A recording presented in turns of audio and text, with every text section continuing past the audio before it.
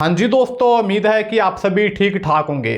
दोस्तों, एक मिनट के लिए सोचो, आप घर पर बैठे हो और आपको एक कॉल आता है आपके नेम से कि आपका नाम साइबर क्राइम में इन्वॉल्व है, अभी तुरंत आपको अरेस्ट किया जा रहा है। तो आप डर जाओगे ना, पर रुको, हो सकता है ये एक डिजिटल अरेस्ट स्कैम हो, यानी ये सब ड्रामा हो।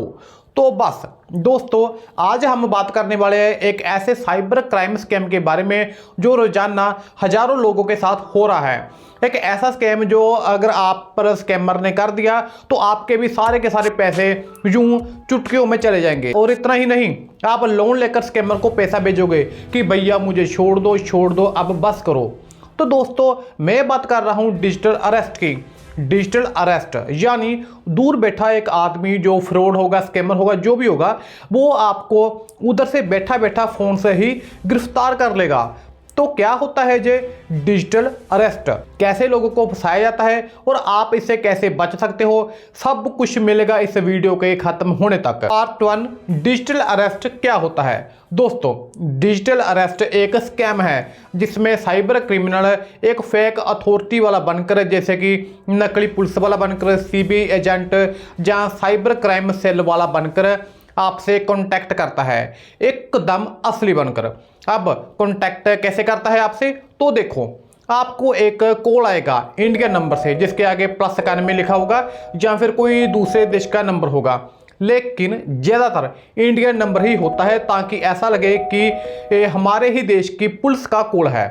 तो आपको कॉल आता है, फिर स्कैमर आपसे कहते हैं आपके नेम पर एक साइबर क्राइम रजिस्टर हुआ है, आपके डॉक्यूमेंट्स किसी गैर कानूनी एक्टिविटी में यूज हुए हैं, जैसे कि money laundering, drugs, porn act, ऐसे आपको तुरंत अरेस्ट किया जा रहा है। अभी वीडियो कॉल पे आएंगे।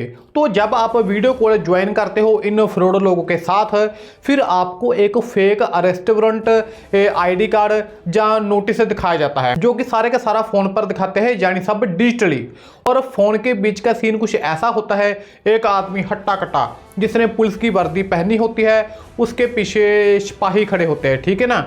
और कुछ फोटो जैसे गांधी जी, डॉक्टर BR अम्बेडकर जी की लगी होती है उनके पीछे का माहौल, आवाज़ें, सारे का सारा एकदम ऐसा होता है जैसे असली पुलिस चौकी वाला होता ही है, क्योंकि ये एक बहुत बड़ी टीम होती है जो ये सब करती है, ताकि आपको लगे कि ये सच में पुलिस ही है असली वाली। ये सब देखकर आप आधे से ज़्यादा इनके शिकंजे में आ जाते हो। फिर ये आपको बोलेंगे कि आप डिजिटल अरेस्ट हो चुके हो। अगर इस डिजिटल अरेस्ट से छूटना चाहते हो तो पैसों का इंतजाम करो और हमको भेजो। लेकिन जब तक पैसे नहीं भेजते या जब तक पैसों का इंतजाम नहीं होता तो आपको ये सब बातें हमारी माननी पड़ेगी, जैसे कि आप अपने घर से बाहर नहीं जा सकते, अपने कमरे से बाहर नहीं जा सकते, बाथरूम, टॉयलेट, जहाँ भी जाना है आपने हमसे पूछ कर जाना है।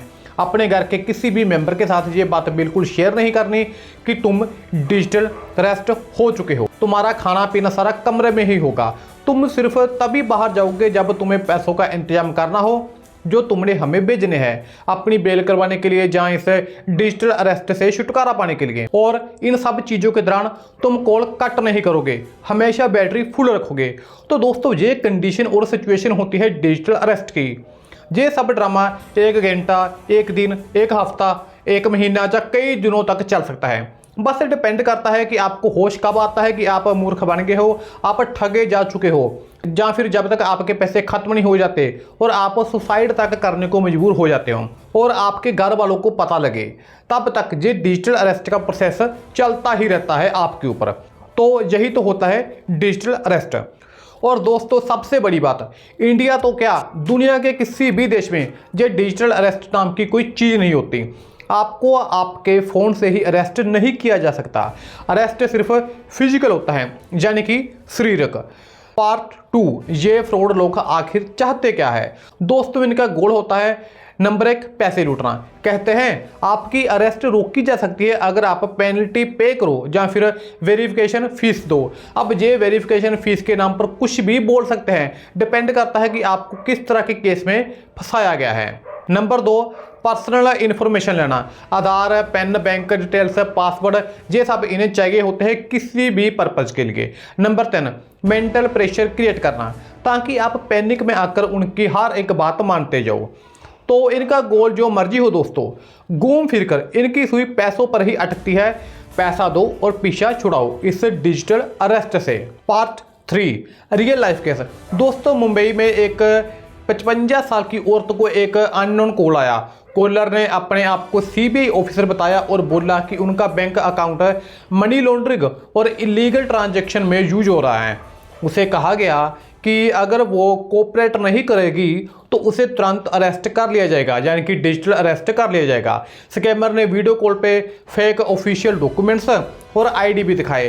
पैनिक में आकर उस लेडी ने अलग अलग अकाउंट्स में टोटल 1.5 करोड़ रुपए ट्रांसफर कर दिए, सिर्फ अपने आप को जेल से बचाने के लिए। इसी तरह दिल्ली के एक आदमी को वीडियो कॉल आई। सामने एक आदमी यूनिफॉर्म में था और उसने एक फेक अरेस्ट वारंट दिखाया। उसने कहा कि उसका व्हाट्सएप चाइना के हैकर से कनेक्टेड है और उसका नंबर इंटरनेशनल स्कैमर्स में यूज हो रहा है।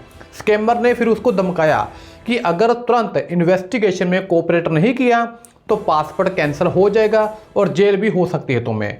तो विक्टिम पैनिक में आकर पर्सनल इन्फॉर्मेशन और बैंकिंग डिटेल्स शेयर कर बैठा और पैसे ट्रांसफ़र भी कर दिए।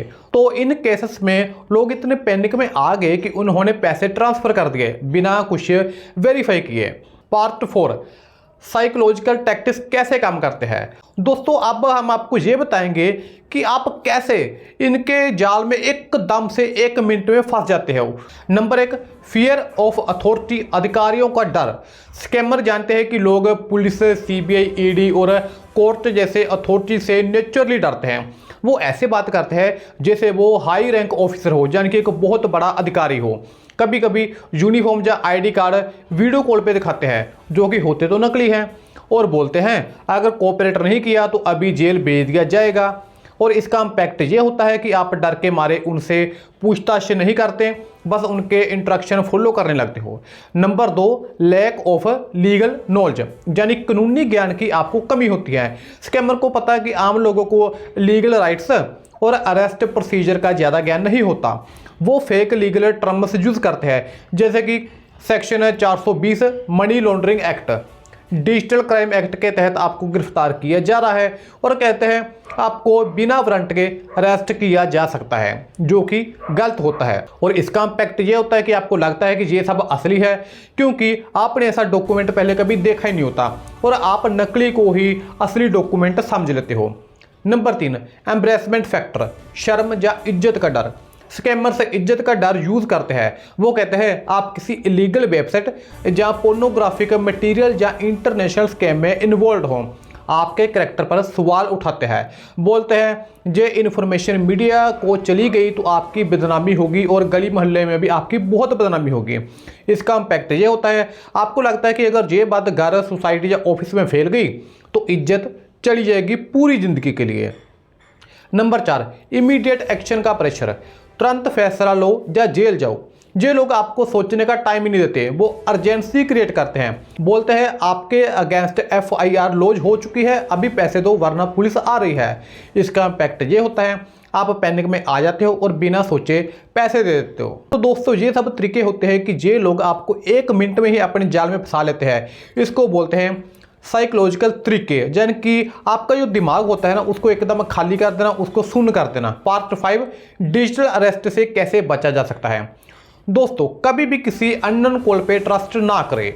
नंबर 2, पुलिस या रियल एजेंसी कभी भी वीडियो कॉल पे गिरफ्तार नहीं करती, चाहे आपने कितना भी बड़ा जुर्म किया हो। डिजिटल अरेस्ट किसी को किया ही नहीं जा सकता, ऐसा कुछ होते ही नहीं है। नंबर 3, लीगल नोटिस या वारंट हमेशा लिखित और ऑफिशियल मेल से आते हैं, व्हाट्सएप या कॉल से नहीं भेजती पुलिस। किसी भी प्रेशर में कॉन्फिडेंशियल इंफॉर्मेशन ना दे, आधार, पेन, बैंक डिटेल्स ऐसे। नंबर 5, कॉल रिकॉर्ड करे और शिकायत दर्ज करे। पार्ट 6, अगर आप विक्टिम बन गए हो तो अब करा क्या जाए। नंबर 1, तुरंत national cyber crime portal https cybercrime.government.in पर शिकायत दर्ज करें। नंबर 2, 1930 पे कॉल करें, साइबर फ्रॉड हेल्पलाइन नंबर है जे। नंबर 3, अगर पैसे चले गए हैं तो बैंक को इन्फॉर्म करें जितना जल्दी हो सकता है। नंबर 4, पुलिस स्टेशन में FIR दर्ज करवाए। पार्ट 7, अवेयरनेस कैसे बढ़ाई जाए आखिरकार इसके खिलाफ। दोस्तों जैसे हम आपको बता रहे हैं वीडियो बनाकर आप भी इसमें थोड़ा योगदान दे सकते हो। नंबर 1, इस वीडियो को फैमिली और फ्रेंड्स के साथ शेयर करें।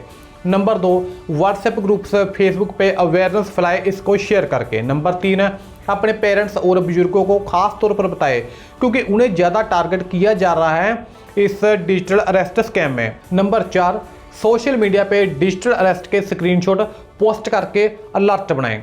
तो दोस्तों, ये डिजिटल ज़माना जितना स्मार्ट है उतना ही खतरनाक भी हो सकता है और है भी। अगर हम अवेयर नहीं हुए तो हमें अपने दिमाग का यूज़ करना होगा और पैनिक में डिसीजन नहीं लेना होगा। अगर आपको ये वीडियो इन्फॉर्मेटिव लगा हो तो लाइक करें, कमेंट करें, शेयर करें। बताएं कि क्या आप जहाँ आपके किसी जानने वाले के साथ ऐसा कुछ हुआ है कमेंट्स में, और चैनल को सब्सक्राइब जरूर करें ऐसी ही और वीडियो के लिए। और इस वीडियो को पूरा देखने के लिए आपका बहुत बहुत शुक्रिया।